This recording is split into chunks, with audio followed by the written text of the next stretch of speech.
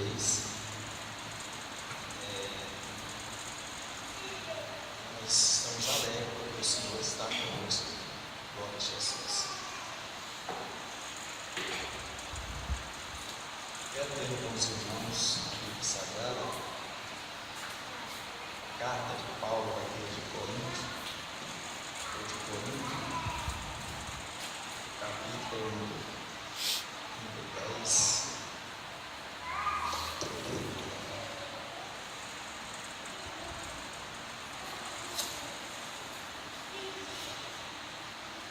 Glória a Deus.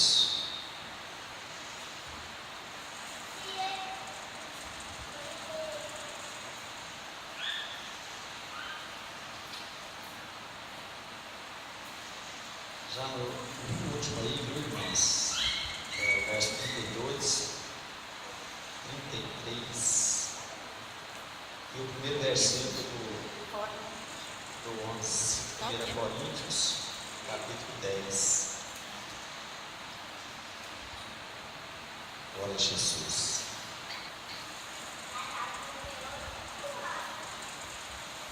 Glória a Deus. Diz assim, verso 32: Não vos torneis causa de tropeço, nem para judeus, nem para gentios, nem também para a igreja de Deus. Assim como também eu procuro em tudo ser agradável a todos, não buscando o meu próprio interesse, mas o de muitos, para que sejam salvos. Sede meus imitadores, como também eu sou de Cristo. Oremos. Pai Santo, muito obrigado, Senhor, mais uma vez. Nós te louvamos porque o Senhor é bom e a misericórdia do Senhor dura para sempre. Por isso, Pai Santo, que através dessas simples palavras que nós possamos ter aqui um diálogo, meu Deus, que nós venhamos aprender a sua palavra para que nós possamos passar a outra. Então, Senhor, que o Espírito Santo esteja nos abençoando, nos ajudando, para que nós venhamos a estar participando a cada momento da vida com Cristo, que nós venhamos entender isso. Deus amado, muito obrigado pelos irmãos que estão aqui, que o Senhor esteja abençoando a cada um seja recompensado pela presença aqui, que o Senhor não deixa ninguém sem ser recompensado nesta noite. Eu peço a Ti, em nome do Senhor Jesus. Amém. Glória a Deus. Glória a Jesus. Glória a Deus. Estamos batalhando, para que nós possamos fazer alguma coisa em prol da obra de Deus, e nós devemos empregar todo o esforço no sentido de edificar o corpo de Cristo. O corpo de Cristo somos nós, a igreja do Senhor Jesus, ela é o corpo do Senhor Jesus Cristo. Então Paulo, ele foi o maior doutrinador da igreja. Então as cartas, elas vieram justamente para doutrinar a igreja em relação a vários assuntos que Jesus não tratou desses assuntos. Então, aí veio os escritores, as cartas, para doutrinar a igreja.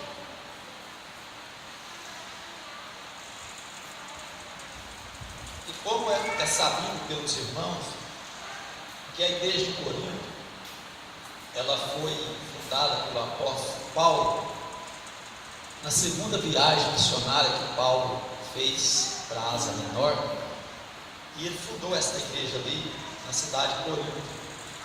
Os irmãos sabem que Paulo, ele foi enviado para abrir igrejas na Ásia Menor, porque havia igreja em Jerusalém,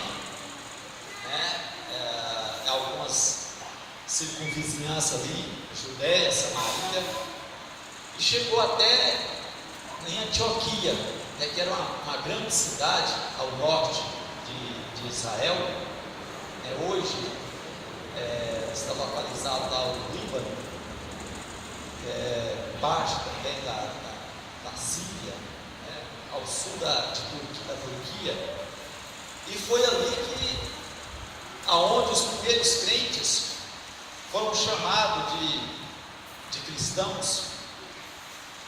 E a igreja de Antioquia era uma igreja grande, né? Ela era composta de judeus, mas também já havia gentios naquela igreja, e foi a primeira igreja missionária, porque aquela igreja estava reunida em oração, e a Bíblia diz que pareceu bem ao Espírito Santo e aos apóstolos que enviasse para uma obra missionária Paulo e Barnabé. Interessante, a igreja, ela precisa de acordar. A igreja tem que acordar. Então, uma igreja missionária, a igreja de Antioquia, numa grande cidade, era uma igreja forte, mas eles não estavam apenas preocupados com as pessoas daquela cidade. Eles sabiam que podiam fazer mais. Então, coisa boa é quando o crente ele tem essa consciência que ele pode fazer mais, né? Irmãos, todos nós podemos fazer mais alguma coisa, não é verdade? Se você fazer uma avaliação, né, você fazer um olhar introspecto, ou seja, você olhar para dentro de si, você sabe que você pode fazer mais alguma coisa. Você sabe disso. Você sabe que você tem potencial para fazer. Mas aí vem aquela pergunta, né? Por que não faz? A Bíblia fala assim: aquele que sabe fazer o bem e não faz, o que ele comete, irmãos? Pecado. Então, todos nós podemos fazer mais do que nós estamos fazendo. Todos nós. Eu fico admirado de crentes. Lá na roça tem um ditado assim, né? O fulano deitou com as cargas. E tem muito crente também que já deitaram com as cargas, né? Eu estava falando aqui outro dia, não sei se era de manhã. Às vezes a carga é tão pesada que a gente cai. O próprio Cristo caiu. A carga dele não era cruz. Ele não caiu. Mas ele ficou deitado? Não, alguém falou, vamos, né? Sempre aparece lá um Simão Sirineu para ajudar a gente a carregar as cargas, né? Então aquele homem, ele ajudou Jesus e ele foi salvo. A tradição diz que ele se tornou um crente poderoso. Então, nós temos que ter um entusiasmo. Então aquela igreja, eles disse: olha, nós não vamos ficar só aqui não, vamos chamar Barnabé e Paulo. Paulo ainda, digamos que era quase um novo convertido, né? Não era bem um novo convertido, mas era mais novo do que Barnabé, porque Barnabé foi que levou Paulo para junto dos apóstolos, né? Discipulou. Então, olha, agora o que eu acho interessante é que pareceu bem ao Espírito Santo. Então vem Deus primeiro, né? Apareceu bem ao Espírito Santo e a nós enviar Paulo e Barnabé, né, no sul da Europa para abrir igreja. E eles fizeram a primeira viagem, uma viagem bem pequenininha, e fizeram a segunda e depois a terceira. Foram 3 viagens que eles fizeram. E na segunda viagem, Paulo teve a oportunidade de chegar até na cidade de Corinto, que era uma cidade que eu já falei aqui muitas vezes para os irmãos, que era uma cidade portuária, era uma cidade grande, era uma cidade que Paulo, pelo Espírito Santo, ele viu que tinha condição de abrir uma grande igreja, e até porque a Bíblia diz que quando ele estava naquela cidade, o anjo do Senhor apareceu para ele e falou assim: Paulo, não te cales, fala a minha palavra, Paulo, não te cales, porque eu tenho muito povo nesta cidade. Então, irmãos, o segredo de ganhar almas para o Senhor Jesus é você falar a palavra. Você tem que falar, você é ordenado a falar. Não é apenas uma questão opcional, não é opção. Na verdade é uma ordem, Jesus ordenou que nós pregássemos o Evangelho. Então Paulo começou aquela igreja, e aquela igreja cresceu bastante, e foi uma igreja abençoada e ao mesmo tempo muito problemática, criou muito problema para o apóstolo Paulo, muitas coisas eles acusaram Paulo. Entretanto, Paulo se defendeu, e deixou, escreveu essa carta com uma exortação muito dura para aquela igreja, porque aquela igreja não considerou, faltou consideração para com o apóstolo, e ele escreve essa carta exortando-os a respeito da fé que eles diziam que tinham. Mas é interessante que naquela igreja havia algumas situações interessantes, e dentro desse texto que nós vamos ler, o que nós vamos falar, os limites da liberdade cristã. Os limites da liberdade cristã. Porque havia uma ideia, o seguinte, que se Cristo me libertou, então agora eu posso fazer qualquer coisa porque eu sou liberto. É uma ideia errada, porque na verdade o liberto, até que ele pode fazer qualquer coisa, mas não faz justamente porque ele é liberto. O escravo, ele faz porque ele é escravo, ele é obrigado a fazer. O liberto, ele pode até fazer, mas por que ele não faz? É porque ele é liberto. O pecado, ou seja, outra coisa, não tem domínio sobre ele. Então, qual é o limite da liberdade que nós temos?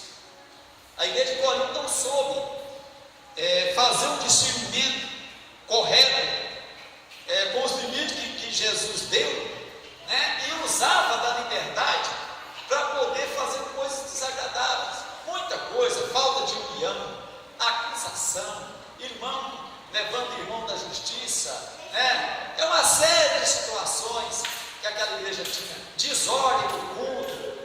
Então era muita coisa, e acusava que Paulo não era apóstolo, e virou aquele problema sério. E chegou a um ponto, a igreja, que na Santa Ceia, por exemplo, Paulo começa lá no capítulo 11, aqui no capítulo 11 ele começa dizendo assim: olha,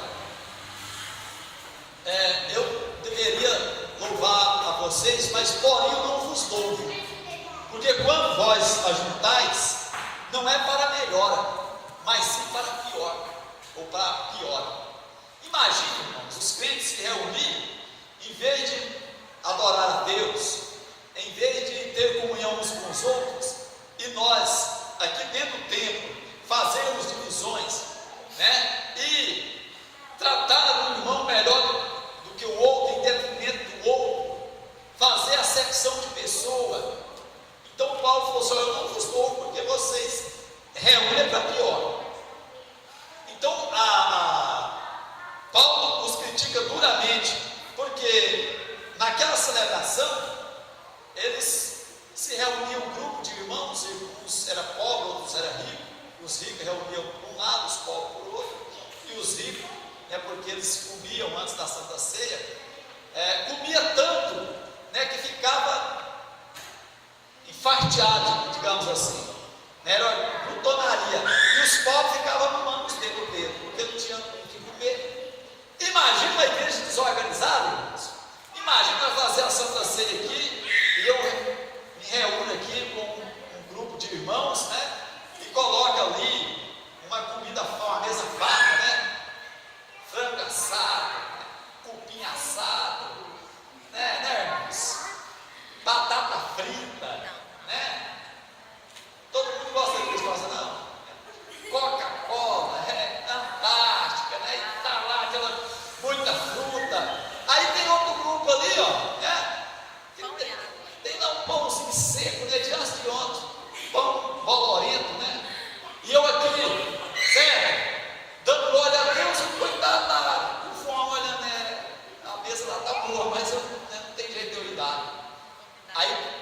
E outra coisa, e bebia tanto vinho que ficava assim, né?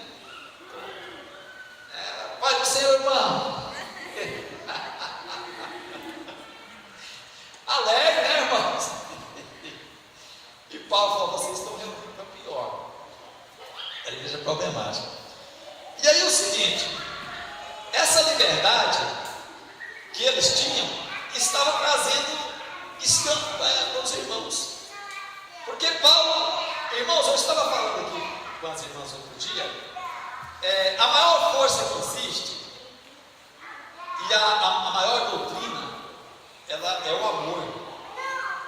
Se a igreja, se nós não tivermos um amor uns para com os outros, o próprio Paulo ele disse aqui, no capítulo 12, ele fala assim: eu poderia dar meu corpo a ser queimado, eu poderia dar meus bens para os pobres, eu poderia fazer uma série de coisas. Se não tivesse amor, nada disso ia adiantar. Então a minha liberdade, eu não posso aproveitar da minha liberdade para me trazer um dano espiritual para o nosso irmão, né? Então ele começa dizendo que todas as coisas são lícitas, mas nem todas convêm. Tem muita coisa que é lícita, mas não convém. Não é pecado, mas pode se tornar pecado. Então Paulo, ele tinha essa consciência que tem coisas que não vai edificar. Então quando eu vou fazer alguma coisa, eu tenho que ter na mente assim: será que isso vai edificar, né? Será que vai edificar os irmãos? Será que se eu andar dessa forma, se eu fazer esse tipo de situação, será que vai edificar? Mesmo que para mim aquilo não vai gerar uma situação inconveniente, mas para aqueles irmãos mais fracos, vai. Então a minha consciência, ela não pode sobrepor aquilo que o irmão ainda não conseguiu aprender. O irmão é fraco na fé. Romanos capítulo 14 diz que para nós suportar os débeis ou os fracos na fé, né? Porque lá Paulo diz que nos faz diferença entre dia e dia, a questão da comida, mas não é escandalizar com isso, né? Porque o irmão ele é fraquinho. Então não adianta, irmãos, eu querer dar uma comida pesada para o irmão ou para uma criança. Ela tem que tomar leite. Então eu tenho que ter cuidado com a minha vida para que não venha gerar escândalo para as pessoas. Então, se cada crente tivesse esse cuidado, certamente nós não teríamos tanto problema na igreja. Então ele disse: olha, ninguém busque o seu próprio interesse, e sim o de outro. Mas como isso é difícil, né? Ninguém busca o seu próprio interesse, mas do outro. Isso é amor, né? Você deixar de algo que você gosta, né? Você deixar de algo que você gosta, porque senão alguém, né, ou pessoas vai escandalizar com você, e você às vezes recua um pouquinho, porque senão aquela pessoa é fraca e depois desvia. Então, irmãos, ser crente é uma questão, digamos, como é que eu diria aqui? De entendimento. Você tem que ser crente para você e também para os outros. Essa é a realidade, né? Você não pode, apenas você, falar: não, mas eu não vejo que isso está errado. Mas tem muitos que não têm a sua consciência, não tem a capacidade que você tem de entendimento. E aí você não pode aproveitar e falar: não, esse dano, irmão, né, é problema dele se ele achar ruim ou se ele achar bom. Não é problema dele, é porque ele ainda não teve entendimento. Espera, ensina ele, né? Vai com amor, com carinho, ensina ele, e aí ele vai ter um entendimento. Então Paulo diz assim: não vos tornei causa de tropeço, nem para judeus, nem para gentios, nem tampouco para a igreja de Deus. Não os torneis causa de tropeço para ninguém, né? Eu não posso ser uma pedra no sapato de ninguém. Eu não posso ser uma pedra no caminho de ninguém, eu não posso me tornar uma pedra de tropeço para a vida de ninguém. Porque imagine, irmãos, eu aproveito da minha liberdade, certo? Para poder alguém se escandalizar. Então isso não é bacana, não é legal. Então Paulo ele recomenda isso para os irmãos. Olha aqui, Paulo fala a respeito de algumas coisas de comida, né? E que essa comida ela era sacrificada a ídolos. Então alguém fala, não, mas o ídolo nada é. E é verdade, o ídolo nada é. Porque lá naquele tempo, todas as carnes que se vendiam nas feiras, normalmente era sacrificada a um ídolo. E aí o irmão, né, fala, não, o ídolo não é nada para mim, mas eu vou comprar dessa carne, vou fazer uma festa, vou comer e etc. Aí Paulo falou, não, a fé não é bem assim não, realmente o ídolo nada é. Se você comer dando graça, não vai ter problema nenhum. Mas tem aquele irmão fraco, né, que a gente convidava o irmão para ir comer lá tinha um templo, né, os templos lá dos deuses, e chamava o irmão para ir comer, né, um jantar lá no templo daqueles deuses lá. Bom, eu vou, não vai dar problema nenhum, porque o ídolo nada é para mim. Então eu vou sentar na mesa lá com o pessoal e vou me alimentar. Aí Paulo falou, olha, não pode fazer isso, porque aí o irmão que é fraco, fala assim, eu vi o fulano sentado lá na mesa lá e comendo carne sacrificada lá ídolos, né? Então Paulo estava nos ensinando, ele nos ensina para a gente ter esse cuidado, para a gente não servir de tropeço, não dar motivo, né, para a consciência do outro, certo? Então imagine, irmãos, o cuidado que a gente tem que ter. Então a nossa fé não é só para nós, eu posso, por exemplo, se alguém falar assim, vamos assistir uma reunião, não vou falar evangélica, religiosa, lá no lugar assim, eu posso ir, para mim não vai mudar nada, eu posso ir lá para mim aprender, né, as coisas erradas lá que se faz lá. Mas e aí, irmãos, será que os irmãos ficam sabendo, viu o pastor estava lá no centro espírita, estava lá, e aí? Muita gente vai escandalizar comigo, então eu não vou, eu posso ir, vou lá, de boa, lá tranquilo, né, sem medo de ser feliz. Mas e os irmãos que não têm a minha consciência, a minha concepção? Ele vai, ou melhor, ele sabe que eu frequento, ou que eu vou lá de vez em quando, né? E aí? Ficou bom, Fabrício, agora melhorou bastante.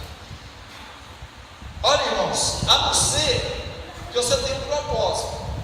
Se você tem um propósito de fazer algo ali, aí tudo bem, né? Por exemplo, se eu já contei para os irmãos aqui de cima, aqui eu nunca contei isso não, mas acho que a maioria aqui sabe.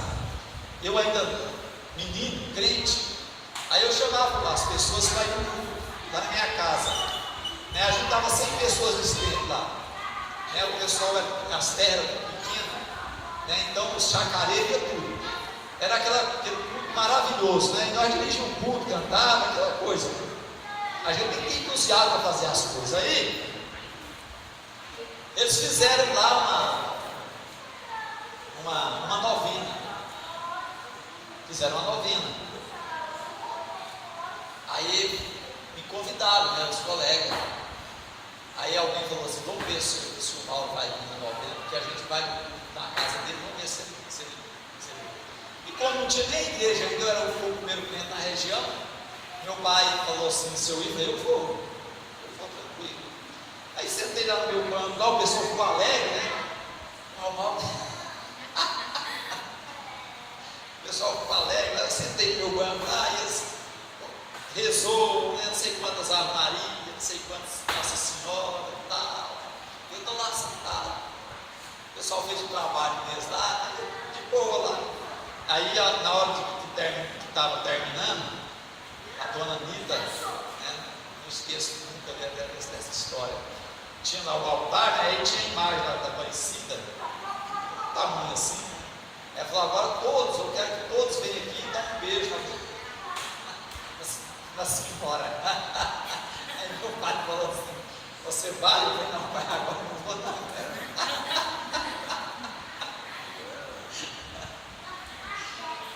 Mas eu tinha um propósito. Qual era o propósito? É porque se eu não fosse, o pessoal não ia no culto.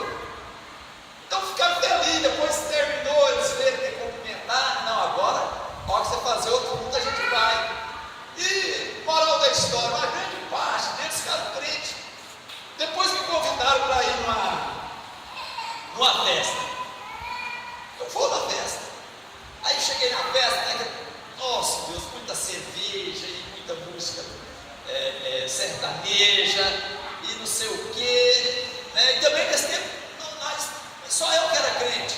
Menino, eu vou lá. Era até parente nosso. Aí soltou foguete, aquele negócio e tal, né? Eu estou lá desconfiado, né? Jogando truco, estou observando. Aí na hora de. Engraçado, né? Como que Deus faz? Eu sempre orava: Deus, que eu seja um exemplo ali, né? Que alguém vê a minha atitude e possa conhecer Deus, que possa ver o Senhor na minha vida. Eu estou ali com os colegas, né? Jogando tudo para lá, eu ficava meio longe, né? Ficava mais afastado, mas sempre tinha um amigo perto, a gente conversando. Aí na hora de servir o almoço, naquele tempo fazia muita macarronada, né? Toda festa tinha macarronada, não sei como chegar em macarronada não, mas toda festa tinha, eu não sei porquê, né? E né, eu fui lá e coloquei. Olha, irmãos, uma coisa que o crente quase não está fazendo mais. Naquele tempo fazia. Ninguém comia alguma coisa sem orar. Era assim? Em qualquer lugar que nós estávamos, nós orávamos. Aí eu peguei o prato de comida, eu fui assim, uma distância aqui na parede ali. Agachei assim, coloquei a minha mão assim e orei, né? E tinha uma irmã, hoje ela é irmã, o nome dela é Ordelina. Ela estava me observando. Como que seria o meu comportamento? E eu não estava sabendo nada, depois que ela converteu, que ela contou, né? Aí ela viu, né, o povo lá tudo fazendo festa, comendo, e viu eu afastando assim, eu orei. E ela disse que aquilo entrou no coração dela como uma flecha. Aí quando ela converteu, ela foi dar o testemunho e falou: eu me converti, porque aí contou a história, né? Olha, irmãos, uma oração que eu estava fazendo, dando graça por uma comida. E também sabe lá aquela comida, né? Não sabia nem se aqueles frangos foram mortos, se foi estroncado, não sabia, né? A avó, na nossa festa, não tinha reza lá, mas sempre ia. Aí eles faziam bolo, comida, essas coisas. Sempre era ser pra casa, tá? Aí a mãe falava que a gente não podia comer. Ela não podia ficar sem oferecido a ela, aqui diz, o contexto diz assim: ó, se você estiver sentado na mesa, você come de tudo que se coloca ali. Mas se alguém falar, aí você está com o irmão lá fora, essa carne foi sacrificada aí você não come. Não é por causa de você, por causa da consciência do irmão que é fraco. Quer ver? Deixa eu ler aqui.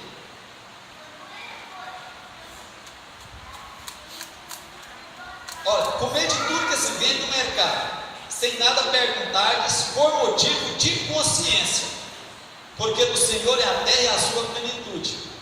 Se alguém dentre os incrédulos vos convidar e quiserdes ir, comei de tudo que for posto diante de vós, sem nada perguntar-lhes, por motivo de consciência. Porém, se alguém vos disser: isto é coisa sacrificada a ídolo, não comais, por causa daquele que vos advertiu e por causa da consciência. Agora olha para vocês verem: consciência, digo, não a tua própria, mas a do outro. Esse vento agora ficou bom, viu? Você virou para cá, você curtiu você mesmo, não tem jeito não. Todas as vezes agora, meus irmãos ficam sentindo frio, pode mandar tudo para cá, viu? Ficar 0 grau aqui no corpo, bom demais.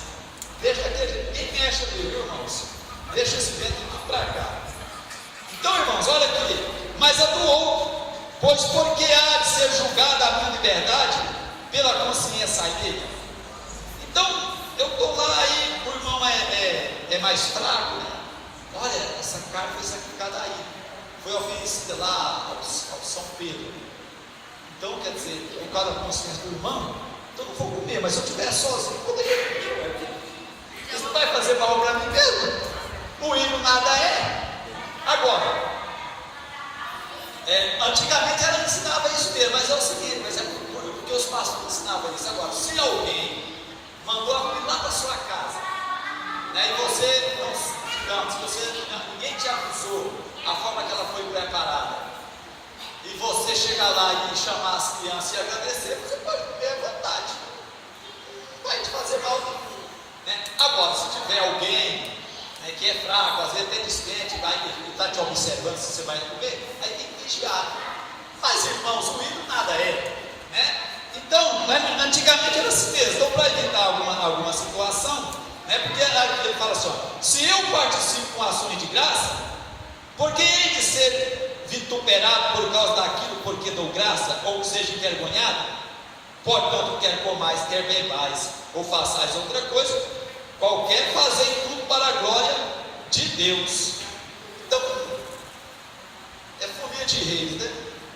Digamos que alguém mandou lá alguma comida para mim. Ninguém está me vendo mesmo, não tem nenhum irmão, depois eu vou contar para o irmão, né? Deus, eu abençoo aqui em nome do Senhor Jesus. Agora, se eu vi lá matando animal, sufocado, aí não, aí tem que ter cuidado. Mas o bom mesmo o povo antigo, né? Ter cuidado para não comer, porque senão às vezes a fé está pouca, né? E aí pode dar problema. Então, irmãos, olha aqui. Então é o seguinte, interessante, né? Esaú perdeu a salvação dele por um prato de comida, né? E eu ganhei alguém com um prato de comida, né? Só porque eu estava orando e alguém se converteu por me ver orar. Então, assim como também eu procuro em tudo ser agradável a todos, não buscando o meu próprio interesse, mas o de muitos, para que sejam salvos. Olha, irmãos, aqui está a verdadeira, ou o verdadeiro soldado, que ele não está procurando o seu próprio interesse, mas o dos outros. Então Paulo, ele fala: olha, eu em tudo eu me domino,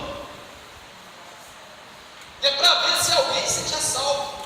Então Paulo, ele se desbruçava, né, para fazer as coisas certas, se esforçava para poder de alguma forma salvar alguém. Então ele diz que ele procurava, eu procuro em tudo ser agradável a todos.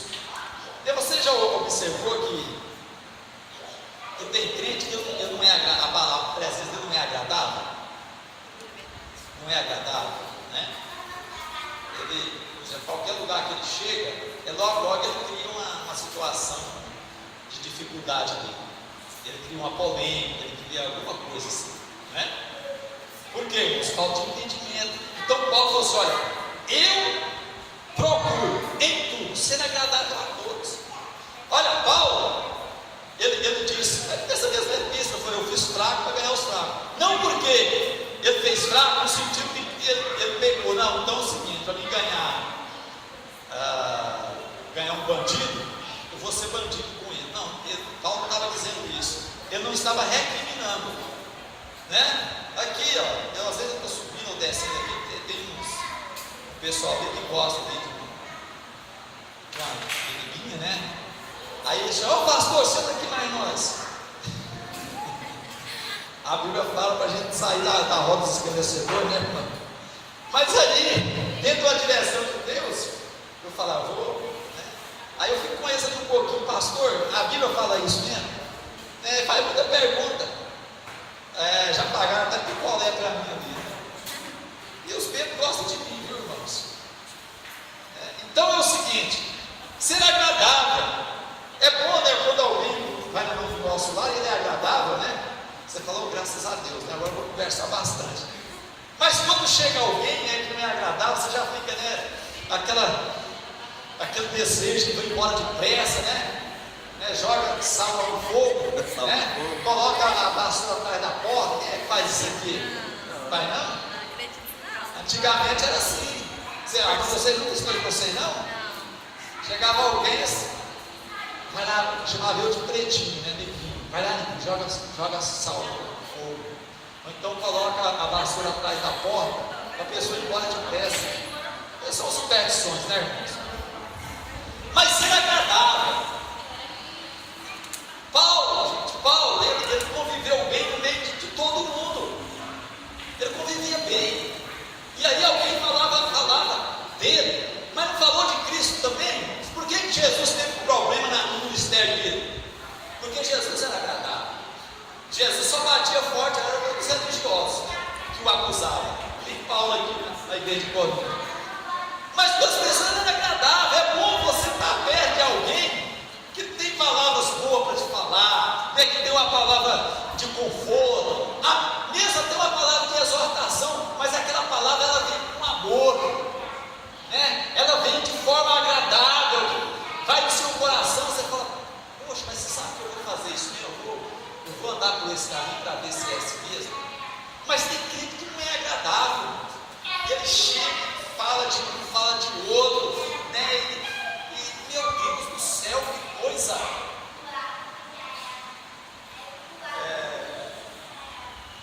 Esses tempos tem um irmão aqui que viu essa cena. Tinha um culto na casa do irmão, né? Eu estava conversando assim, chegou alguém e deu assim e falou comigo tão mal, né? Eu estava comendo até pastel tão gostoso, com refrigerante, com Sprite, né? E aí alguém chegou, irmãos, e falou assim, e cuspiu no meu rosto, e cuspiu no meu pastel. Eu fiquei pegando negócio de Jesus Cristo. O irmão ficou rindo de mim, né?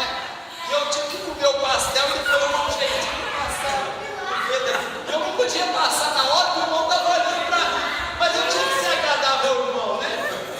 Eu tinha que ser agradável a ele.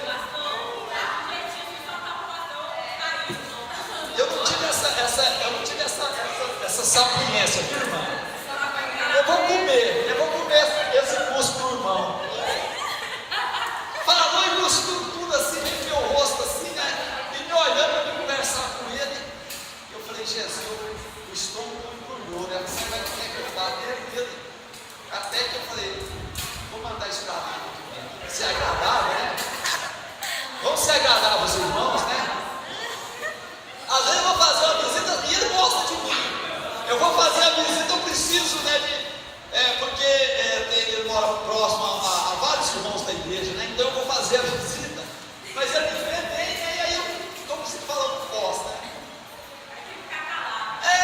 Eu tenho que conversar, né? A pessoa boa de conversa gosta de mim. Então, irmãos, eu vou falar, irmão, para de cuspir no meu rosto,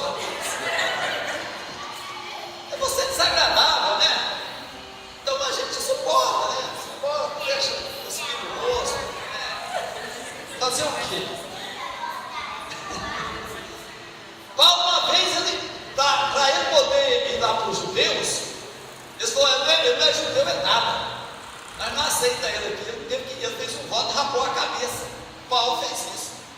Engraçado, ele tirou muito cabelo, que Paulo era careca, era mais ou menos que eu assim, né?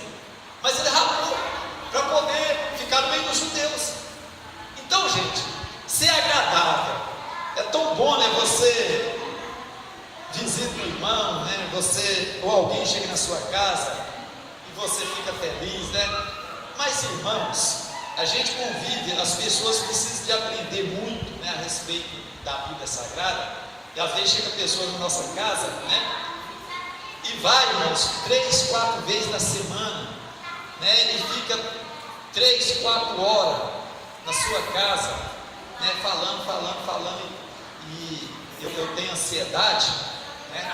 E eu vou ficando nervoso, começa a suar, e vou lá no banheiro, tomo um remédio, e a pessoa, irmãos, é difícil você suportar isso. Aqui tinha uns 2 que me faziam isso. Aí eu fui para oração, falei, Jesus, ou eu Ou essa pessoa não aguenta mais não. Até que foi embora, né? Então, irmãos, mas ser agradável. Eu procuro em tudo ser agradável a todos, não buscando o meu próprio interesse, mas de muitos, para que sejam salvos. Então, o crente, ele sofre com a falta de conhecimento dos outros, né? As pessoas querem, né? O crente que é abençoado, as pessoas querem ficar perto dele, querem receber oração, principalmente pastor, né? Quando o pastor é agradável, tem pastor também que você passa de longe, né? É deseducado, né? Não, né? Eu sou essa pessoa aqui, irmãozinho. Eu louvo a Deus porque nesses anos todos eu tenho deixado muitas pessoas salvas, né?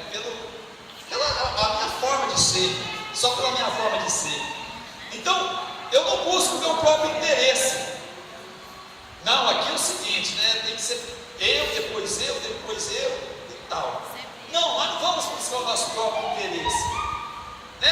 A pessoa está com problema, às vezes você está com problema do tamanho dessa sala, ou você está com problema do tamanho dessa sala, ele está com um probleminha assim, e você tem que ouvir a pessoa, né? Orar por ela, e depois você fala, né? Se eu contasse para ele o meu problema, né? Ele desviava. Mas não, nós vamos ser agradável. Então aí Paulo, ele fala algo, irmãos, que realmente é de encher os olhos aqui, é de uma confiança muito grande. Ele fala para os irmãos assim: sede meus imitadores, como também sou de Cristo. Porque Cristo não procurou agradar a ele mesmo. Imagina, né?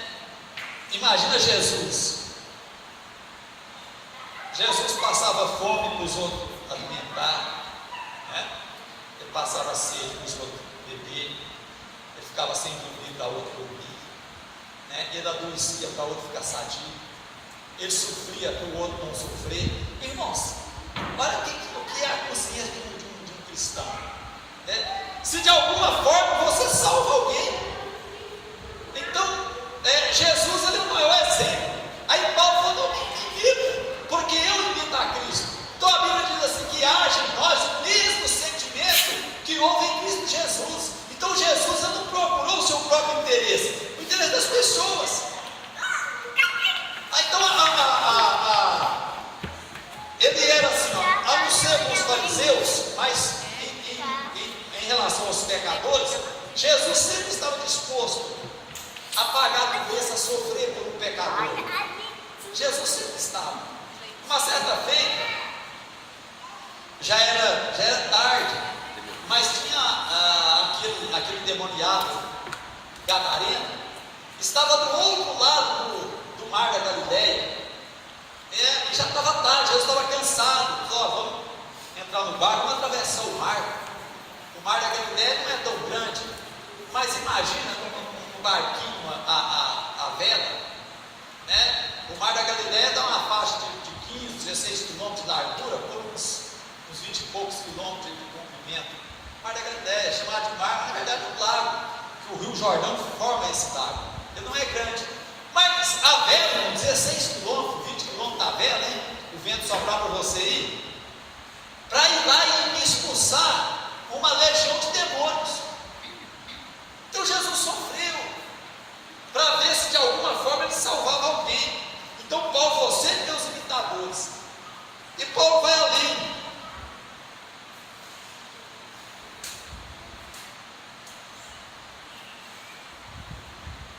No capítulo 9 ele fala assim, no verso 23: tudo faço por causa do Evangelho, com o fim de me tornar cooperador com ele. Tudo faço por causa do Evangelho. Incrível, né? Isso aqui é amor. Tudo faz por causa do Evangelho.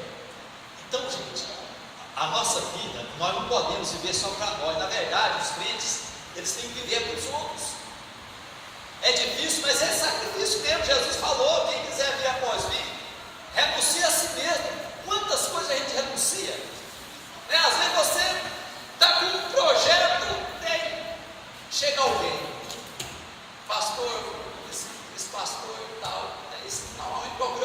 pastor. Mas todos nós temos que ser agradável. E aí você deixa aquele projeto, né, para você acudir o irmão, né, e depois você vai aguentar a patroa, né? Lá depois fecha a porta e fala, agora você vai acertar comigo aqui, né? É assim que funciona, irmão. É grave. Então é o seguinte, olha, tudo faço por causa do Evangelho, com o fim de me tornar cooperador com ele. Imagina, irmãos, olha aqui, ele disse ainda: não sabeis vós que os que correm no estádio, todos na verdade correm, mas um só leva o prêmio? Correi de tal maneira que o alcanceis. Então, é muitos que correm, muitos estão na igreja, irmãos, mas Paulo ele nos aconselha: olha, corre de forma que você alcance o prêmio. Corre de forma que você vai alcançar. Porque lá no estádio muitos correm, mas um só leva o prêmio. Então a Bíblia também não dá pista que sejam muitos. Pelo contrário, alguém falou para Jesus assim: Senhor, são poucos os que se salvam. O que ele respondeu, irmãos? Procurar andar pela porta estreita, ou entrar pela porta estreita, né? Ou andar pelo caminho estreito. Então ele não falou que não era muito e nem que era pouco, mas quem anda por porta estreita ou caminho estreito, né? Normalmente o caminho é apertado, ele mesmo fala. Então, muitos faz parte da igreja aqui na terra. Não estou dizendo da igreja de Jesus, aqui na terra, né? Congrega. Mas será que está correndo de tal forma que vai alcançar o prêmio? Jesus disse que muitos são chamados. Termina o versículo para mim. Mas correr de tal maneira que você alcança. Imagina, eu a vida toda correndo e tal, mas na igreja eu não sei bem o que é serpente, né? Eu ainda não entendi o que é serpente. Eu ainda não consegui sofrer pelo meu irmão, né? Jesus nos ensina isso lá no capítulo 5 de Mateus. A gente sofre pelo irmão. O irmão fala da gente, né? Reclama, fala mal, e você tem que perdoar, irmão. E não é uma questão opcional, é obrigado mesmo. Jesus falou isso, a coisa é séria. Não, vou ver se dá para me perdoar ou não. Não é assim. Você tem que perdoar, porque se não perdoar, diz que Deus não perdoa a gente também. Então, Paulo falou: olha, eu me esforço por causa do Evangelho. Irmãos, aí eu fico observando, será que nós estamos nos esforçando também? Eu disse no princípio aqui, todos nós podemos fazer mais. Pastor, eu oro meia hora por dia. Mas se você esforçar, você pode orar 1 hora. Irmãos, nós temos uma capacidade enorme. O problema é que nós, por negligência, nós não queremos. A gente sabe que tem, mas na verdade nós não queremos fazer, nós não queremos sacrificar mais por amor ao Evangelho. Porque, irmãos, sacrificar é trabalhoso, é sofrer. Irmão, ser um crente verdadeiro é sofrer um dano. Inclusive aqui, quando Paulo critica a igreja de Corinto, né, por levar irmão da justiça contra o irmão, e na presença de descrente. Imagina, chega 2 irmãos lá, e hoje é o que mais tem, né? Pastor brigando com pastor, né? E igrejas, irmãos do céu. Nós tivemos alguns problemas há uns 2 anos atrás. Nós tivemos problema, né, de rebelião de igreja. O irmão chegou à igreja lá, tinha quem pedaço de pau. O pastor tem que sair espalhado, irmão. Misericórdia, irmão. Que coisa horrível. E a vizinhança escutando aquilo, deu aquela briga, né? Eu estava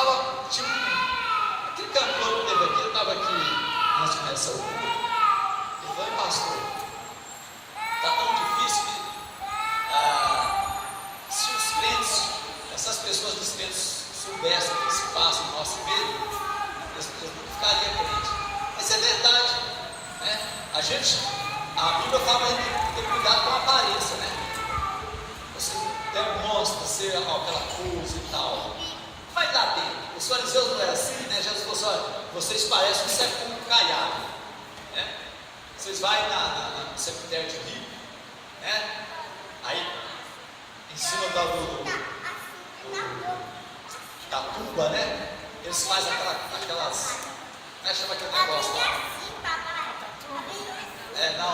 Eles fazem um negócio em cima lá, né? Que tem um nome específico daquele negócio lá. Que vai de mármore e tal, aquela coisa tão bela, né? É aquela coisa que brilha. Toda semana alguém vai lá e lava bonitinho, né? Então por fora é muito bonito, né? Mas lá dentro, irmãos. Então tem muito crente assim também, né? Nós apresentamos por fora, nossa, eu realmente é um lindo. Mas quando chega aqui, a pessoa vai conviver conosco, aí isso é muita guerra. É irmão contra irmão, é um falatório, é fuxico, mexerico, né? E tanta coisa. Gente do céu, que falta de amor, de compaixão para com os irmãos. Então Paulo falou: não, eu me esforço, eu faço tudo para ver se o Evangelho ele chega nas pessoas. Então eu perco a causa, como o texto que eu estava dizendo. Eu falei: irmão, por que você não perde a causa? Então o irmão cria um problema para você e ele não é convertido em você, perde a causa, leva prejuízo. Ah, pastor, eu trabalhei 1 ano, né? Agora o irmão me dá um prejuízo. Ah, mas você vai matar o irmão? Você vai nos tapas com o irmão? Vai na justiça com o irmão? Não, entrega para Deus. A Bíblia nos ensina isso. Só porque esse negócio já está quase que acabou no nosso meio. Qualquer coisinha não está brigando na justiça. É por causa de campo, por causa de igreja, por causa de tanta coisa. Mas a Bíblia não ensina isso. A Bíblia ensina a perder a causa. Então você procura convencer o irmão para ganhar o irmão. Vamos agir assim, né? Depois Deus vai cobrar. Teve um pastor do campo que nós éramos, e ele tomou a igreja lá do presidente. E eu fiquei naquele tempo, eu era, digamos assim, eu não era o presidente, mas eu que resolvi essa situação, porque eu sempre fui uma pessoa de paz. Aí eu batalhei com o pastor, com o irmão, não pode fazer isso, você não tem direito disso. Mas não resolveu, foi muita conversa, mas não resolveu. Eu quis levar para frente aquele negócio. Eu falei: pastor, deixa para lá, deixa esse negócio, depois ele vai acertar com Deus, né? Vai brigar, entrar na justiça. Aí tem outros que estão na justiça. Gente, não tem coisa melhor de você poder deixar a justiça de Deus, certo? Deus fazer a justiça dele, né? Você sofre dano. Não, eu vou lutar com Deus, eu vou orar aqui, Deus vai fazer justiça. É como aquela viúva. Então a vida, irmãos, ela não é fácil, né? É tanta injustiça que você sofre. Mas aí eu vou brigar com o irmão. Então ele diz assim: olha, todo atleta em tudo se domina, aqueles para alcançar uma coroa corruptível, nós porém a incorruptível. Então o atleta ele se domina, né? Ele tem as suas táticas para ele correr 40 quilômetros, certo? Sem desmaiar. Ele é treinado, né? O alimento dele antes da corrida, ele sabe qual alimento tem que ser, né? Ele tem que ter comida, tem muita energia, né? Tem que tomar um determinado pouco de água. Então, quer dizer, ele sabe se dominar. Mas às vezes, irmãos, nós como atletas de Cristo, né, nessa carreira cristã, nós não nos dominamos, né? A gente vê muita coisa aqui. As pessoas falam de muito pecado, né? Você faz uma lista, né? Mas tem alguns pecados que estão na mesma lista, mas as pessoas não lembram dele, né? Glutonaria. Como diz, crente é bom para comer, né? Mas, irmãos, a glutonaria está na mesma lista lá dos pecadões lá, os pecadão que nós listamos, né? A mentira. Mas o atleta em tudo se domina. Eu tenho que dominar, né? Dominar os nossos impulsos, né? A gente tem que ter um controle da situação, irmão. Viu? Para as pessoas poderem realmente enxergar em nós Jesus é outra coisa, irmãos. Deus às vezes permite uma situação na nossa vida de alguém nos ofender, para a gente tratar ele bem e ele ver como que é um crente converter depois. Eu já passei por essa situação de alguém, né, me ofende, alguém quer brigar e tal, e você trata de paz. Aí a pessoa vê e depois ele se converte e te procura. Eu fiz aquilo com você e você continuou me tratando bem. Então o cliente é diferente. Imagina se eu fosse tratar ele na mesma medida que ele estava me medindo. Então assim, corro também eu, não sem meta, assim luto, não como desferindo golpes no ar, mas esmurro o meu corpo e o reduzo à servidão, para que, tendo pregado a outros, não venha eu mesmo a ser desqualificado. É duro, né? Quando você é desqualificado. Então Paulo falou assim: eu esmurro o meu corpo, eu vou submeter o meu corpo a um sacrifício para ver se alguém seja salvo. Mas nesse evangelho, nós não estamos mais ouvindo pregar esse evangelho. Nós estamos vivendo a pregação do evangelho, se assim eu posso chamar de evangelho, que na verdade não é o evangelho, né? É o evangelho do triunfalismo, né? Que ninguém pode nos humilhar, e etc, que nós temos que estar, né? Sempre a gente fala assim, né? Nós usamos muito o Velho Testamento, e Deus diz que você vai ser cabeça e não cauda, e etc. Irmão, mas quem falou que ser humilde ou ser humilhado é você se tornar cauda? Olha, irmãos, na ótica de Deus, do homem não, mas na ótica de Deus, quanto mais aqui você esforça para viver o evangelho, mais perseguição você vai sofrer. E quanto mais você sofre, na ótica de Deus, aí que você está vivendo a plenitude do evangelho. Porque na verdade, irmãos, o evangelho é o seguinte: o evangelho ele nos doutrina ao sofrimento, nos leva ao sofrimento. O crente precisa de sofrer mesmo. Então essa doutrina que se prega hoje, né, que o crente não pode sofrer, é o contrário do evangelho. O evangelho nos ensina a sofrer. É através do sofrimento que a gente consegue praticar realmente o evangelho. Então Paulo diz: olha, eu esmurro o meu corpo, eu submeto ao meu corpo, para poder viver o evangelho. Agora, nós não queremos sacrifício, né? Nós não queremos fazer nenhum sacrifício. Então, irmãos, nós podemos fazer mais, viu? Então não vamos aproveitar da nossa liberdade para maltratar a pessoa, para deixar ele com uma consciência pesada, né? Vamos viver de acordo que as pessoas possam ver em nós realmente cristãos, pessoas que vivem bem, pessoas que amam. Agora o que eu disse, amar exige sacrifício, viu? E é obrigação nossa. A Bíblia diz: amai-vos uns aos outros, como Cristo vos amou. Então quem ama sofre, viu? Se você não ama, você não sofre, mas quem ama sofre. Então